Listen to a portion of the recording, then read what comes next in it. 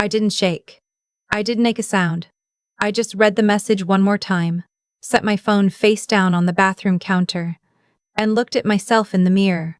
My hair was pinned up. My dress was ivory silk. In 40 minutes, I was supposed to walk down the aisle. The text from my supervisor read, "Effective immediately. Your position at Callaway & Associates has been terminated. Consider this a long overdue correction. Enjoy your little party." I exhaled slowly. Then I picked up my bouquet, opened the bathroom door, and walked back toward the sound of the string quartet. My maid of honor looked up from adjusting her earring. "You okay? You were in there forever." "Perfect," I said. And I meant it. "My name is Claire." I was 29 years old, a senior financial analyst at one of the most respected mid-size consulting firms in Atlanta. I had been there for 6 years. I had built 3 of their largest client portfolios from scratch. I had stayed late, skipped vacations, covered for people who never once covered for me. My direct supervisor was a man named Derek. Derek had been at the company for 4 years, 2 less than me. He had been hired above me, which I accepted. What I could not accept, and what I had quietly documented for 18 months, was what he did with that position. Derek took credit for my analyses and board presentations. He forwarded my written reports to senior partners with his name in the header. When I flagged a significant error in a client projection that would have cost the firm nearly $800,000, the correction was attributed to the team. When that same client renewed their contract and sent a personal note of gratitude naming me specifically, Derek forwarded the email to the managing partner with the note, "Great work by our department." I said nothing. I smiled at quarterly reviews. I documented everything. What Derek did not know, what almost no one at Callaway & Associates knew, was that the man I was marrying that Saturday afternoon was Marcus. And Marcus was not just my person. Marcus was the majority shareholder and silent strategic partner of the investment group that had been quietly acquiring a controlling interest in Callaway & Associates' parent company for the past 14 months. When I showed Marcus the termination text that afternoon in the bridal suite, he read it twice. Then he looked up at me with an expression I had come to know very well in 3 years together, calm, precise, almost amused. "Do you want me to make a call right now?" he asked. "Not yet," I said. "Let's get married first." He smiled and handed my phone back. "That's why I love you." The ceremony was at a restored estate outside the city, the kind of venue with white oak floors and floor-to-ceiling windows overlooking a garden that had been designed by someone with actual taste. My mother cried at the altar. My younger sister stood beside me holding a small bouquet of pale roses. The officiant had known Marcus's family for decades. It was, by every measure, a perfect afternoon. The problem arrived at the reception. I was at the head table mid-conversation with Marcus's aunt when I saw Derek walk through the doors. He was not on the guest list.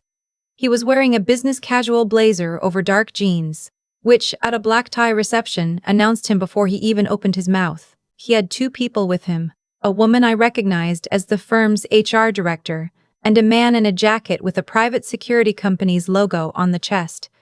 I watched him scan the room. When he found me, he didn't hesitate. "Claire." He said my name like he was calling a meeting to order. "I'm sorry to interrupt." "Then don't," I said. Several heads turned. Marcus, beside me, did not move. He simply set down his glass. Derek continued as if I hadn't spoken. "Your termination included a clause regarding proprietary data and client files. We have reason to believe you copied materials prior to today. We're here to inform you that if those files are not returned by Monday, the firm will be pursuing legal action." The table had gone quiet. Marcus's aunt had stopped smiling. My sister, 3 seats down, was staring. "You drove to my wedding reception," I said, "on a Saturday, to tell me something that could have been sent by certified mail. This is a time-sensitive matter. It's my wedding day. That's not something the firm can accommodate." I heard someone at the adjacent table actually gasp. The security person shifted his weight. The HR director was looking at the centerpiece like she wanted to dissolve into it. I reached for my water glass and took a slow sip. "Derek," I said, "how long have you worked at Callaway & Associates?" He blinked. 4 years. And in those 4 years, have you ever once read the full terms of the firm's partnership agreement with Vantage Capital Group? He stared at me. That's not relevant. Vantage Capital Group, I continued, completed a controlling acquisition of the firm's parent holding company 11 days ago.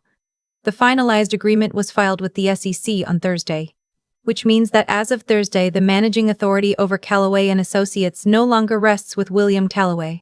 It rests with the board of Vantage Capital. I paused. Would you like to meet the board? I looked at Marcus. Marcus looked at Derek. He didn't raise his voice. He didn't stand up. He simply said, My name is Marcus Ellison. I'm the executive chair of Vantage Capital Group. He reached into his jacket and placed a business card flat on the table in front of Derek, the way you might set down a single chess piece. I'd recommend you leave my wife's reception. My legal team will be in contact Monday morning, though not for the reasons you came here. The room was very quiet. Derek looked at the business card. He looked at Marcus. He looked at me. Something moved across his face that I had never seen there in 6 years. Genuine, unguarded fear. He left. The HR director followed without making eye contact. The security contractor walked out so fast he nearly knocked over a waiter. The table was still silent for a moment. Then Marcus's aunt picked up her champagne glass and said very calmly, Well, that was better than the entree. The room laughed.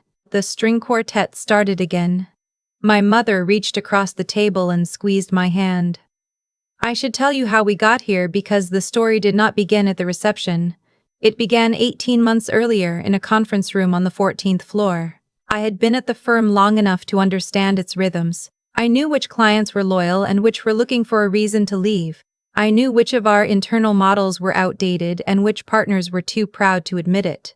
I knew the business the way you only know something when you have quietly cared about it for a long time without being credited for doing so. Derek had been my supervisor for 2 years when he presented the Harmon Group analysis to the senior partners. The Harmon Group was a regional manufacturing client, mid-size, conservative.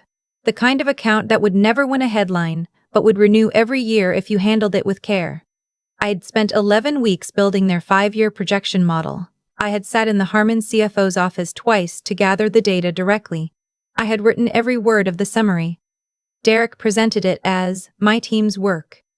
Then spent the follow-up meeting speaking in the first person. When the managing partner said, Derek, this is strong. Derek said, Thank you, I wanted to make sure we got it right. I sat at the end of the table and said nothing. I opened a new document on my laptop and wrote down the date, the time, the room number, and what was said. I had been doing that for months by then. What I was building was not a complaint. I had seen what happened to people who filed internal complaints at firms like this. The complaint became the story, and you became the difficult one.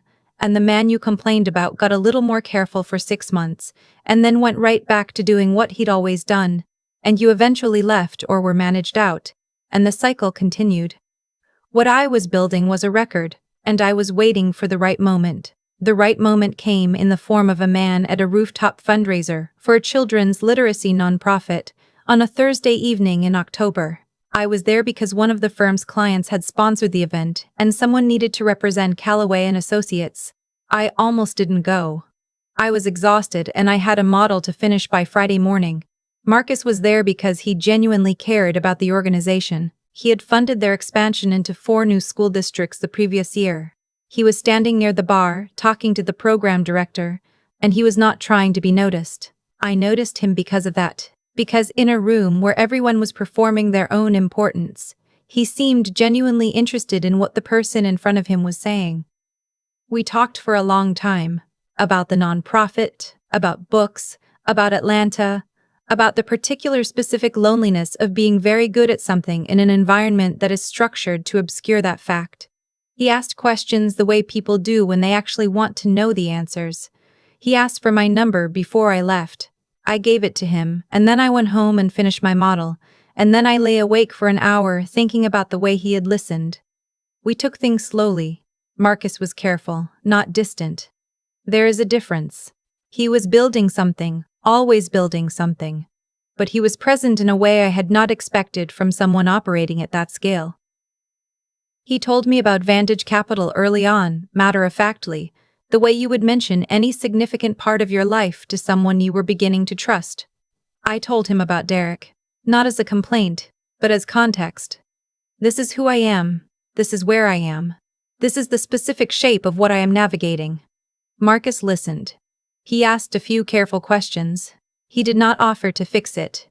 You don't need me to fix it, he said one evening, simply. You already know how it ends. I thought about that for a long time. Months later, when Marcus mentioned that Vantage was in early-stage discussions about a potential acquisition in the Atlanta consulting sector, I did not ask him to do anything on my behalf.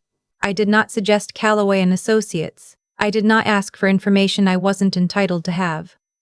What I did do was continue building my record, and I began, quietly and entirely within legal bounds, to create clean, original backup documentation of every analysis I had authored. Not proprietary firm files, but my own underlying methodology, my frameworks, the intellectual foundation that was mine before I walked through their door and would be mine after I left. When Marcus's legal team began their due diligence on the acquisition, they discovered, through entirely standard process, a pattern of misattributed internal work that raised governance concerns. Marcus told me this over dinner, watching my face. I kept my expression neutral. Does it affect the deal? I asked. No, he said, but it affects certain people's positions within the resulting structure. We did not say anything else about it. We finished dinner. He asked if I wanted to take a walk. I said yes. The Monday after the wedding, Marcus's legal team contacted Callaway and Associates, not about proprietary files. That matter died immediately once the firm's new attorneys reviewed the actual termination documentation and found it procedurally indefensible, executed without proper HR review, without cause documentation, and in violation of 3 separate clauses in my employment contract. The firm offered reinstatement within 48 hours. I declined. What I asked for instead was a formal written acknowledgement that the Harmon Group analysis, along with 7 other client deliverables over the previous 4 years, had been authored by me. I asked for this to be placed in my permanent employment record and communicated to the relevant clients. I also asked that my severance reflect the full value of my contributions, as if I had resigned voluntarily under the terms of my original contract. They agreed to all of it. Derek's position was eliminated during the post-acquisition restructuring. This was not something I requested. It was a business decision made by people who had reviewed the internal record and made their own determination. I was not in the room when it happened. I did not need to be. The HR director who had walked into my reception sent me a brief, formal email stating she regretted her role in the events of that Saturday. I read it once and moved on. What I want to tell you, the part that I think about most, is not the moment at the reception table. It is not the business card placed flat on the white linen. It is not Derek's face. It is the 18 months before any of that. It is sitting at a conference room table and opening a document and writing down the date and the time and the room number. It is deciding, quietly and without drama, that I was not going to fight loudly in a place that was designed to make loud fighting impossible. It is building something they couldn't see in a direction they weren't looking. People ask me sometimes if I was angry. Yes, deeply, specifically, personally angry, the kind that doesn't dissolve overnight. The kind that is information rather than noise. But anger without a plan is just weather. You feel it, you note it, and then you decide what to do with it. What I did with it was work. I documented, I preserved. I kept showing up, not because I was resigned to the situation, but because I was not done yet, and leaving before I was done would have meant they got to define what the work was worth. They didn't get to define that. I did. We honeymooned in Portugal, 10 days in a coastal town. I am not going to tell you the name of because I want it to stay exactly the way it was. We ate at small restaurants where no one knew Marcus's name. We walked in the mornings and read in the afternoons, and had the kind of slow, aimless conversations that are only possible when neither of you has anywhere to be. On the last evening, we sat on a terrace above the water, and Marcus raised his glass and said, "To the woman who negotiated better severance terms than my own attorneys would have." I laughed. We drank. "I want to start something," I told him. "My own practice. The methodology I've built. I want to do it for clients who actually know who's doing the work. He nodded slowly. I know 3 people who've been waiting 2 years for an analyst like you to go independent. Don't call them yet. I know. Tell me when. That is the thing about the right person. They don't rush the timeline. They don't need the credit. They trust you to know when you're ready. I was ready 4 months later. I launched with 2 anchor clients, both of whom had worked with me directly at Callaway and Associates, and had always known, on some level, where the real work was coming from. Within the first year, I had a team of 4. Within 18 months, we had been retained by 11 clients, 3 of whom were referrals from the Harmon Group, whose CFO had made a point of tracking me down after the acquisition reshuffle made certain internal records public. The firm that had fired me on my wedding day is still operating, technically, under new management and a new name. 2 of the original partners retired. The client portfolio has contracted significantly. I don't follow it closely. I don't need to. Someone asked me recently what I would say to the version of myself sitting in that conference room at year 3, watching a man read my work aloud to a room of senior partners and accept their approval as if it belonged to him. I'd say, keep the document open, write down the date, do the work exactly as carefully as you've been doing it because the quality is what makes the record irrefutable, and the record is what makes everything else possible. Don't perform your frustration. Don't let them see you recalibrate. Show up Monday morning with the same level of precision you brought Friday, and the same precision you'll bring the Monday after that. You are not waiting to be saved. You are waiting for the moment you've already been building toward. One documented entry at a time. When it comes, you won't even raise your voice. You won't need to.